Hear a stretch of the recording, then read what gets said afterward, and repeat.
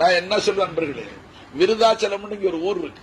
இந்த காலத்துல ஃபஜர் தொழுதுட்டு ஒரு 7 பேருக்கு பயான் 7 பேர் தான் உட்கார்ந்து இருக்கிறாங்க. தாலிச்சு எதிர்க்க மணி 7:30 ஆயிடுச்சு.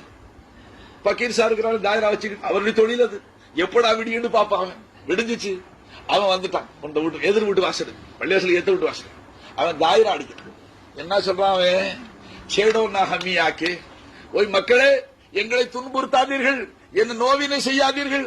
கஹதுங்கா முஹம்மத் சே, முஹம்மது கூப்பிட்டு சொல்லி. அன்பர்களே, நான் உட்கார்ந்து அந்த பேரை கேட்ட உடனே அப்படி பாஞ்சனங்களை 7 பேரை தாண்டி அந்த பக்கம் வந்துட்டு, அல்லாஹு அக்பர், அவ்வளவு பெரிய மனுஷனுமாய் போயிருக்கிறான்.